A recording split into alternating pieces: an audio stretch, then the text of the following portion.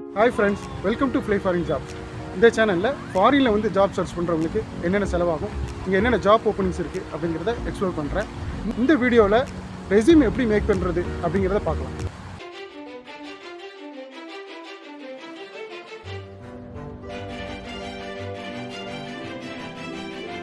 நிறைய பேர் ஆன்லைனில் ஜாப் அப்ளை பண்ணியிருப்பீங்க, ஆனால் இன்டர்வியூ கால்ஸே வராது.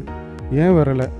ஜாப் கரெக்டாக அப்ளை பண்ணியிருந்தோமா அல்லது ரெஸ்யூம் கரெக்டாக மேட்ச் ஆகலையா, இந்த மாதிரி திங்கிங்கில் இருப்பீங்க. இந்த வீடியோவில் ரெஸ்யூம் எப்படி பண்ணுறது, ரெஸ்யூமில் என்னெல்லாம் இருக்கக்கூடாதுங்கிறத பற்றி பார்ப்போம். ஸ்கிப் பண்ணாமல் வீடியோ பாருங்கள். ஃபஸ்ட்டு டெம்ப்ளேட்டை டஃப்பாக இல்லாமல் சிம்பிளாக இருக்கிற மாதிரி சூஸ் பண்ணுங்கள். டெம்ப்ளேட்டில் நிறைய கலர்ஸு, அப்புறம் டேபிள்ஸு அண்டு டேக்ஸு இதெல்லாம் யூஸ் பண்ணாதீங்க. சில பேர் டைட்டிலுக்கு ஒரு கலர், டிஸ்கிரிப்ஷனுக்கு ஒரு கலருங்கிற மாதிரி மென்ஷன் பண்ணுவாங்க. ஸோ அது அப்படிலாம் இல்லாமல் பிளாக் அண்ட் ப்ளூ கலர்ஸை வந்து யூஸ் பண்ணுங்கள். அது ப்ரொஃபஷ்னலாக காட்டும். சில டெக்ஸ்ட்டை வேற ஒரு கலர் கொடுத்து ஹைலைட் பண்ணி காமிச்சிருப்பீங்க, அப்படி பண்ணக்கூடாது. Next font type common font டைப்பை யூஸ் பண்ணுங்கள். ரேர் ஃபாண்ட் டைப்பை வந்து யூஸ் பண்ணாதீங்க. சில பேர் ஸ்டைலிஷாக இருக்கணும் அப்படிங்கிறதுக்காக ரேர் ஃபாண்ட் டைப் வந்து யூஸ் பண்ணுவாங்க. ஸோ இந்த ஃபாண்ட் டைப்பை வந்து ஏடிஎஸ் வந்து ஸ்க்ரீன் பண்ண முடியாமல் போயிடும். ஸோ ஹெச்ஆர் பார்க்குறதுக்கு முன்னாடி இந்த ஏடிஎஸ் அப்ளிகேஷன் ட்ராக்கிங் சிஸ்டம் தான் நம்ம ரெஸ்யூம் வந்து ஸ்க்ரீன் பண்ணோம். ஸோ அதனால் ஏடிஎஸ் ஃப்ரெண்ட்லியாக இருக்கக்கூடிய காமன் ஃபாண்ட் டைப்பை யூஸ் பண்ணுங்கள். Example Times New Roman, Calibri, Arial இந்த மாதிரி டைப்பை வந்து யூஸ் பண்ணுங்கள்.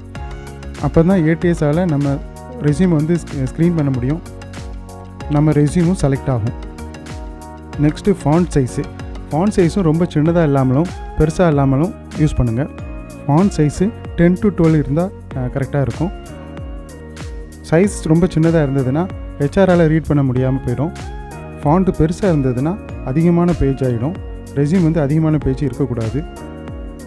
நீங்கள் ஃப்ரெஷர் அல்லது லெஸ் தென் 5 years எக்ஸ்பீரியன்ஸில் இருந்தீங்கன்னா ரெஸ்யூம் வந்து சிங்கிள் பேஜில் பண்ணுங்கள். இல்லை மோர் தென் 5 years எக்ஸ்பீரியன்ஸில் இருந்தீங்கன்னா 2 pages பண்ணுங்கள். ஸோ அதிகமான பேஜஸ் பண்ணாதீங்க. ப்ராஜெக்ட் டீட்டெயில்ஸை மென்ஷன் பண்ணும்போது ஒரே ஃபார்மெட்டை யூஸ் பண்ணுங்கள். ஒரு ப்ராஜெக்ட்டுக்கு ஒரு ஃபார்மெட்டும் வேறு ஒரு ப்ராஜெக்ட்டுக்கு வேறு ஃபார்மெட்டும் யூஸ் பண்ணாதீங்க. ஒரே ஃபார்மெட்டை யூஸ் பண்ணுங்கள். பர்சனல் டீட்டெயில்ஸில் father name, hobbies, marital status, address, உங்களுடைய ஃபுல் அட்ரஸ் இதெல்லாம் மென்ஷன் பண்ண வேண்டாம். ஃபைனலாக டிக்ளரேஷன் டைப் பண்ணியிருப்பீங்க, ஸோ அதுவும் தேவையில்லை. ஃபைனலாக ஸ்பெல் செக் வந்து பண்ணிடுங்க. கிராமர் மிஸ்டேக் இல்லாமல் பார்த்துக்கிடுங்க. அலைன்மெண்ட்டும் ஒரு தடவை செக் பண்ணிடுங்க. ஃபைலை வந்து சேவ் பண்ணும்போது கரெக்டான நேமில் வந்து சேவ் பண்ணுங்கள். இப்போ ரெஸ்யூம் எப்படி மேக் பண்ணலாம் அப்படிங்கிறத பார்ப்போம்.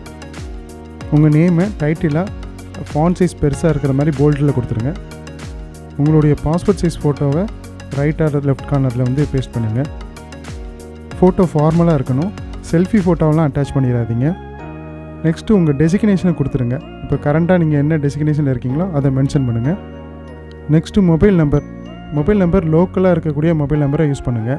இப்போ நீங்கள் ஃபாரினில் ஜாப் தேடுறீங்க அப்படின்னா ஃபாரின் வந்ததுக்கப்புறம் இங்கே சிம் கார்டு வாங்கிட்டு அந்த நம்பரை வந்து மென்ஷன் பண்ணுங்கள். ஏன்னா கம்பெனி எல்லாம் லோக்கல் நம்பரை மென்ஷன் பண்ண ரெஸ்யூமை தான் வந்து ஃபஸ்ட்டு ப்ரிஃபரன்ஸ் கொடுப்பாங்க. அதே மாதிரி லொக்கேஷனையும் மென்ஷன் பண்ணுங்கள். கரெக்டாக இருக்கக்கூடிய லொக்கேஷனை மென்ஷன் பண்ணுங்கள். ஏன்னா லோக்கல் பீப்புளுக்கு ஃபஸ்ட்டு ப்ரிஃபரன்ஸ் கொடுப்பாங்க. நெக்ஸ்ட்டு மெயில் ஐடி க்ரியேட் பண்ணும்போது உங்களுடைய நேம் வித் நம்பர், அப்படி இல்லைனா நேம் வித் டெக்னாலஜி இதே மாதிரி க்ரியேட் பண்ணுங்கள். நெக்ஸ்ட்டு லிங்க்டனோட அக்கௌண்ட்டை வந்து மென்ஷன் பண்ணுங்கள். இப்போ எல்லாருமே அதை வந்து எக்ஸ்பெக்ட் பண்ணுறாங்க. மெயில் ஐடி, லிங்க்டின் அக்கௌண்ட்டு இந்த டீட்டெயில்ஸை மென்ஷன் பண்ணும்போது கிளிக்கபிளாக இருக்கிற மாதிரி பாருங்கள். அதாவது ஹெச் ரெஃபரன்ஸ் கொடுத்துருங்க. ஸோ ஹைபர் லிங்க் ஆப்ஷன்ஸ் வந்து கொடுத்துட்டிங்கன்னா கிளிக் பண்ணும்போது அந்த சைட்டுக்கு போகிற மாதிரி இருக்கும். லிங்க்டனில் அக்கௌண்ட் எப்படி க்ரியேட் பண்ணுறது, லிங்க்டனை எப்படி எஃபெக்டிவாக யூஸ் பண்ணுறது அப்படிங்கிறதுக்கு நான் ஒரு வீடியோ போடுறேன், அதையே பாருங்கள். வேறு ஏதாவது சோஷியல் மீடியாவில் இருந்தீங்கன்னா, சோஷியல் மீடியா அக்கௌண்ட் வச்சுருந்தீங்கன்னா அதையும் நீங்கள் மென்ஷன் பண்ணுங்கள். ஆனால் அந்த சோஷியல் மீடியாவில் நீங்கள் ஏதாவது ப்ரொஃபஷனலாக பண்ணியிருந்தால் மட்டும் மென்ஷன் பண்ணுங்கள், அப்படி இல்லைனா வேண்டாம். நெக்ஸ்ட்டு ப்ரொஃபைல் ஆர் சம்மரி, இதில் வந்து நீங்கள் உங்களுடைய எக்ஸ்பீரியன்ஸை வந்து மென்ஷன் பண்ணுங்கள். இப்போ அப்ளை பண்ணக்கூடிய கம்பெனியில் என்ன எக்ஸ்பெக்ட் பண்ணுறீங்க அதையும் வந்து மென்ஷன் பண்ணுங்கள். நெக்ஸ்ட்டு ஸ்கில் செட்டு, இது முக்கியமான பார்ட்டு.